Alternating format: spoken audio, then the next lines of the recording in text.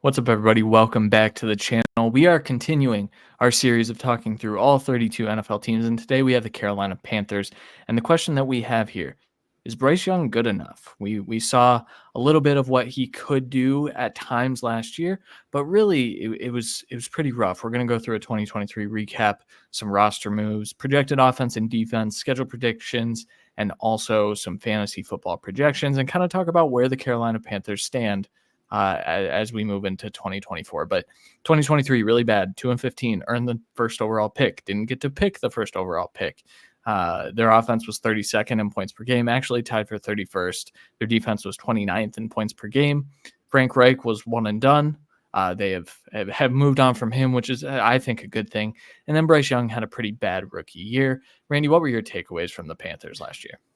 Yeah, it felt like a coaching staff that thought Bryce was good, but it's not who they wanted. And then felt like a team built around getting through a year of contracts and everything and trying to figure out life and hoping Bryce could do enough as a rookie with not a lot of talent around him besides bringing in Miles Sanders and Adam Thielen at the end of their primes.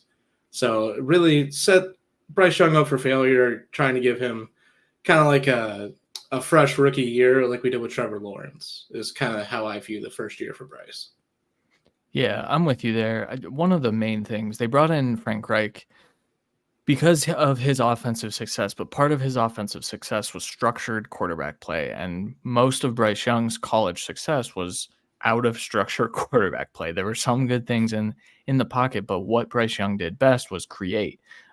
He got the ball out fast. He could see the field, and he was just as uncomfortable as any rookie quarterback I've seen in a while out there. I mean, it reminded me a little bit of Justin Fields as a rookie with the Chicago Bears. So we're going to answer if we think he's good enough, if they're going to kind of improve. I think Dave Canales is a good start. That is a creative offense, and they've brought in quite a few pieces that should help. First, number one piece that they brought in, Deontay Johnson. That was one of their first moves, is to trade for Deontay Johnson to be the actual number one wide receiver. They also brought in Rashad Penny, David Moore. They beefed up the offensive line. That was a big problem last year. They got Josh Nijman, Robert Hunt. They got Damian Lewis as well on that offensive line. And then they just went crazy on defense. Caleb Von Chasson, Davion Clowney, DJ Wanham. That's a really good group of edge rushers. And then their draft, they brought in Xavier Legette, Jonathan Brooks, Trevin Wallace, and Jatavian Sanders on day 3, which is pretty good value for what he can offer.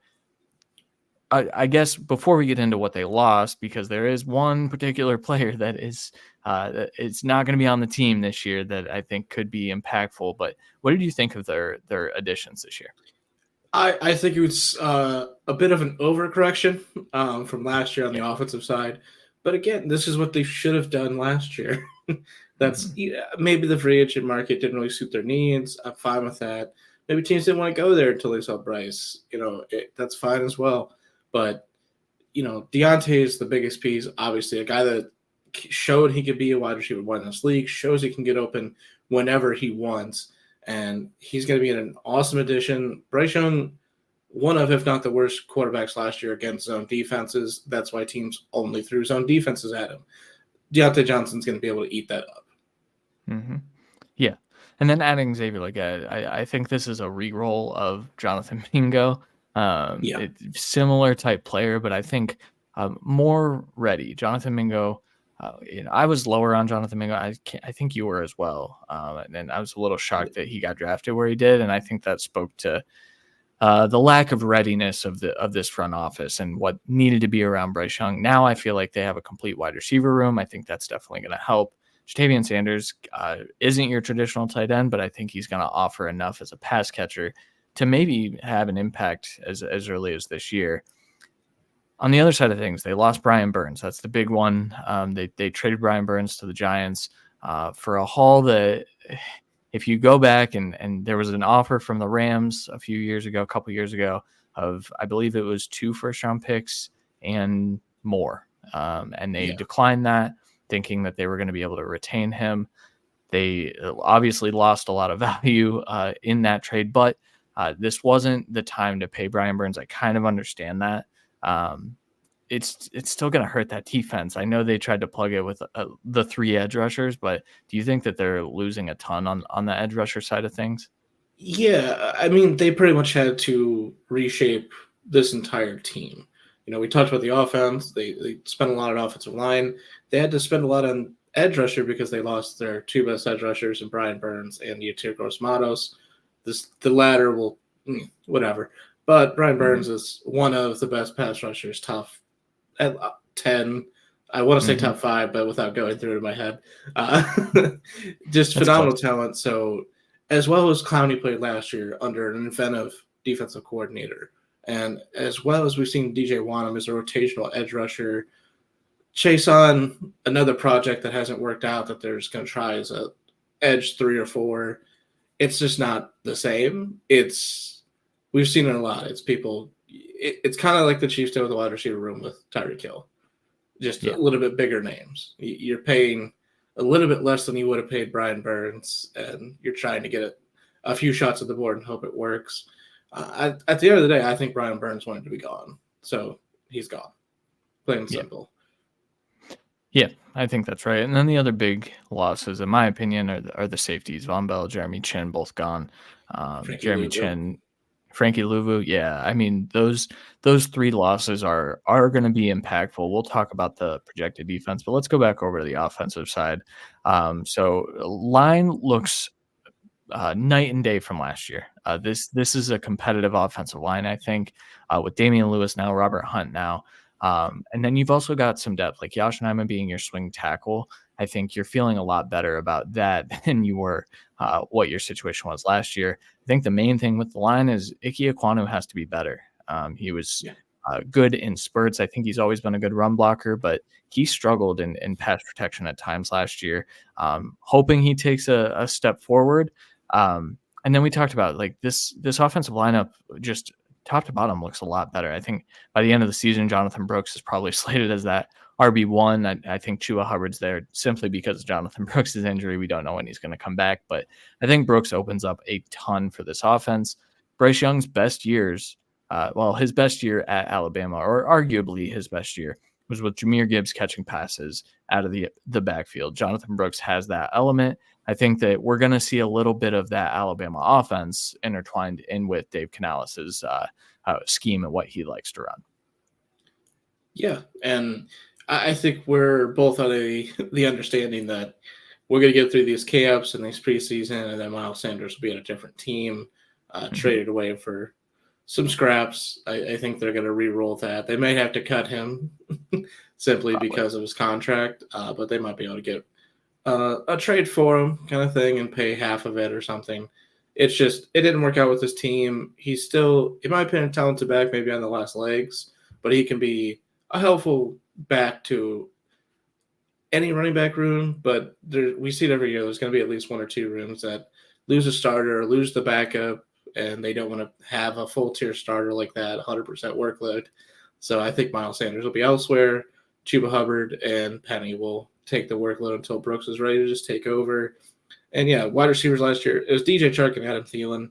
No one else mattered. DJ Chark's gone. Adam Thielen's still kind of around. But Deontay Johnson and Xavier Legette gives us a lot of much needed juice. Tommy Tremble's played all right. Mhm. And it made some huge plays, but Sanders is yet another reroll at the tight position, I think a little bit better. And just like Tremble was a reroll of Ian Thomas, who's now at the third string. Yeah. Yeah, for sure. I do think this is a very improved group, a much improved group. I think we're going to talk about the defense in maybe a different light. So, Jadeveon Clowney, Derek Brown, Shai Tuttle, Ashawn Robinson, and DJ Wanham as your like core defensive front right there. Not as good as if you had Brian Burns. I think No. that's the main thing. You don't have a guy on this defensive line. Derek Brown is a guy, but Derek Brown serves a different purpose than what Brian Burns did, and putting those two together was impactful. I do think Shaq Thompson and Josie Jewell's a nice little combination at linebacker with Trevin Wallace kind of working in there. J.C. Horn, they did add Dane Jackson and Troy Hill in the slot. That's an okay corner room, but your safety position just – I know Jeremy Chin didn't play as well as he had last year, but Xavier Woods and Jordan Fuller, is not quite the safety duo that what we had last year. So to me, this is one of those. I'd like to see it. I'd like to see if they can get a little bit out of this group, but I don't think this defense is good enough as of right now. No, it's very ironic because 2 years ago it was a young core of a defense that we had a lot of belief in, and Yeah, almost all of them are gone besides what Shaq Thompson and Derek Brown, J.C. Horn, I guess. yeah, It's just a whole relook. Troy Hill will be able to give you valuable snaps. Dane Jackson as well. While Charles Smith Wade, your fifth round pick, kind of gets his feet wet to the NFL. I think he could be an impactful corner. I just don't know if it's going to be this year at all. And then, yeah. Xavier Woods, not as good. Jordan Fuller, not as good. Nick Scott as a rotational safety. A little bit of an upside there, but he's played way up and way down. So we'll Mhm. see how it all goes. But this defense can't carry you in any sense. You have they'll be able to make plays, but they cannot carry you. So the offense has to be better. That is correct. That is correct. We're going to go over to the schedule now. Kind of an interesting opening to the schedule because I do actually see a couple of winnable games here.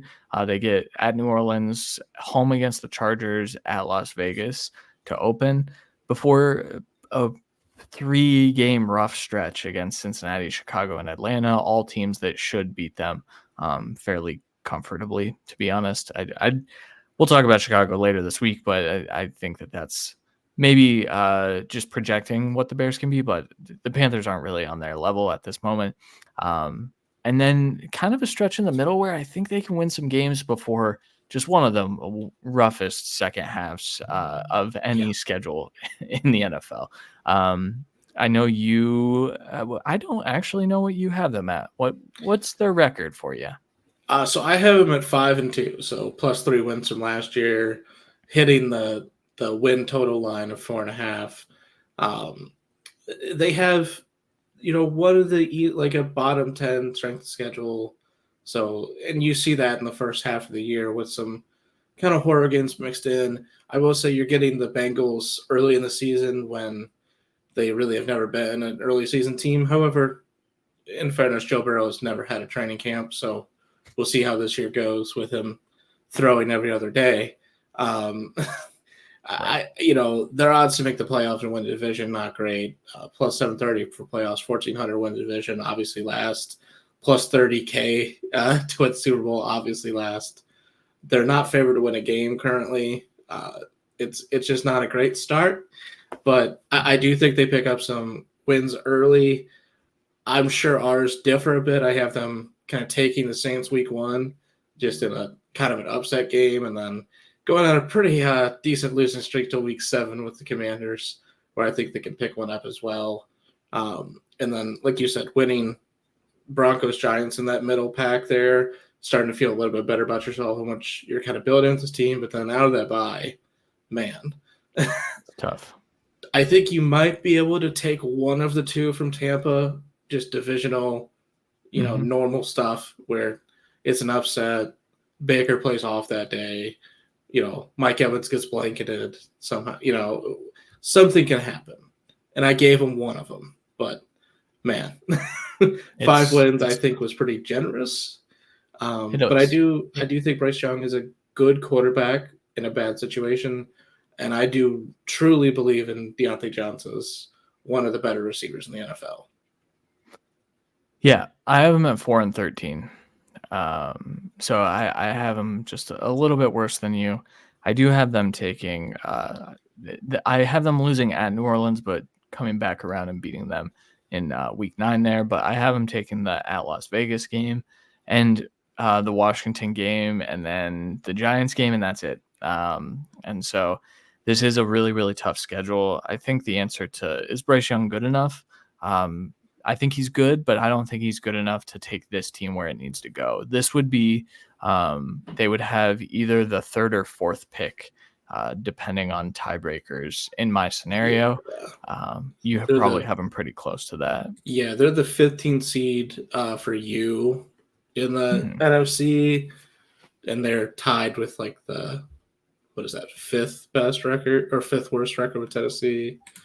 With me, it's like they're 14th in the NFC, so I think obviously that improves a lot. But I have 3 teams tied at the bottom of the NFC who all have better records than the 3 at the bottom of the AFC, so they'd be like the 6th pick roughly for me and 5th or 6th for you. Yeah, it's not great. It's not great. So let's talk about the fantasy outlook, because I do think there might be a little bit of fantasy value here. So not at the quarterback position. I have Bryce Young, 20 touchdowns, 8 interceptions, QB 27. It's just, I do think that the situation is a lot better. I do think that this offense will move the ball a lot better than they did last year.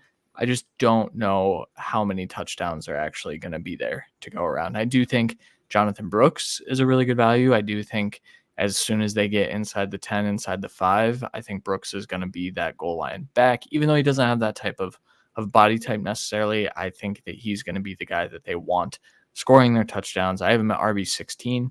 And then outside of that, I have Deontay Johnson down at wide receiver 37. And I know that seems low, but Bryce Young, when he is rocking, I think he's spreading the ball out pretty consistently. And that's part of what I have happening here. So I have Leggett taking a little bit more than what I think a lot of people are projecting, with 66 for 650 and 7 touchdowns. I do think that he's going to be a menace at stealing touchdowns from Deontay, because we know that happens to Deontay.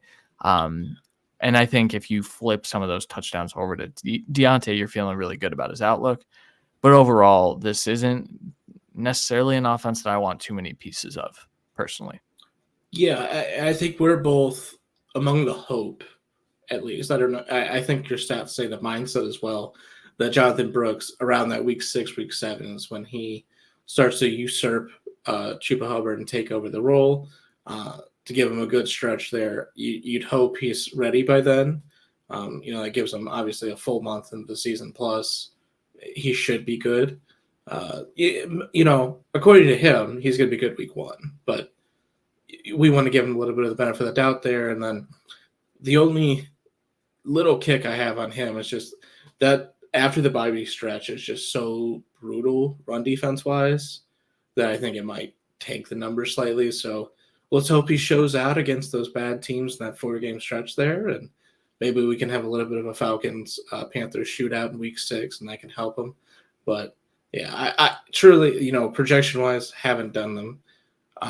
However, I'm of the mindset Deontay is a true X receiver for this team and is getting 1,000 yards. Obviously, you have 930. That's plus minus. Who cares? The 5 touchdowns is funny. That's probably what's going to happen. You'd hope it's 8, but it's 5. Right. Well, that's the thing. I like Deontay. I think I do think that when you look at how Canales ran that offense last year, I think he wanted it to be more of a let's not pepper Mike Evans, but unfortunately Mike Evans was the only good wide receiver at times. Chris Godwin was out there at times, but I don't think that he lived up to what he needed to as well. I think this is a similar situation where I think they're going to be intentional about getting the rookie touches as well. I think they're going to get creative with getting Leggett free releases. I think they're going to use Leggett on these jet sweeps and pop passes and stuff like that, and give him yak opportunity. Whereas maybe with Deontay, it's more like he is doing the work, he is getting open. And I think that can make this offense a little bit better. But like I said, I just think overall this offense might struggle to score points, especially in that back half. And it's, when you look at from a fantasy perspective, I don't want those matchups in the playoffs or down the stretch either. So that's the tough part. That's Cardinals, the tough part. week 16, I can get behind that. Maybe you're playing them there, but man, Chiefs, I definitely don't want the running backs. Bucks, I don't want the running backs. Eagles, I don't want the running backs. Right. Cowboys, I don't know if I want the receivers.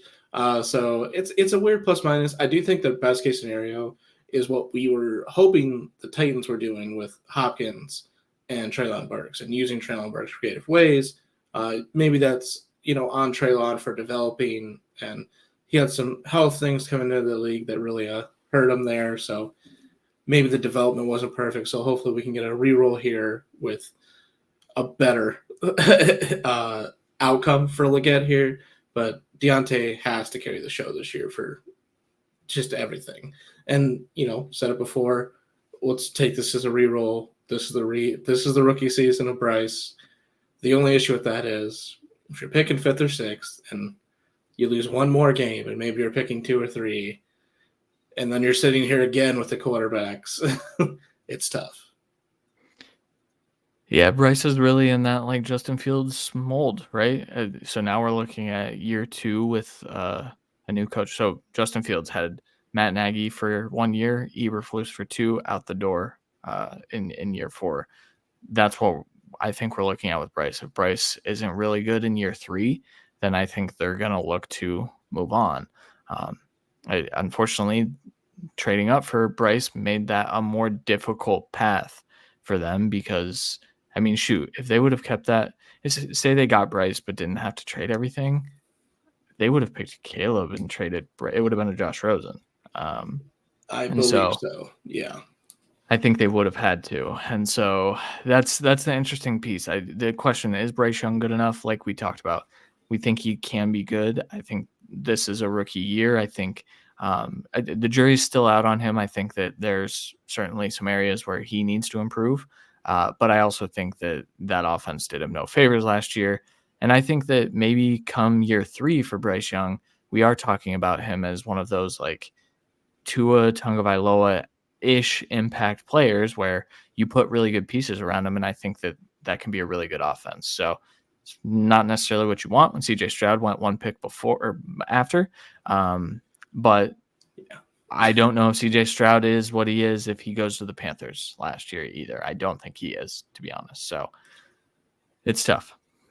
But that'll do it. Before we get out of here, head to patreon.com/DevvyRoyale. It's $5 a month. We've got just a ton of content. We've got a Devy guide over there. We've got combined Devy Dynasty rankings, access to our Discord. There's a ton of stuff. Go check it out. Patreon.com/DevvyRoyale. We'll be talking through a ton more teams. Make sure you guys are sharing this with your friends. If you're a Panthers fan, let us know what you think. Drop a comment. Do you think Bryce Young is good enough? Are you a little panicky about what your future is for your favorite franchise? Let us know in the comments. Make sure you like this video. Subscribe to the channel if you haven't already. We'll talk to you guys next time. Thanks for watching.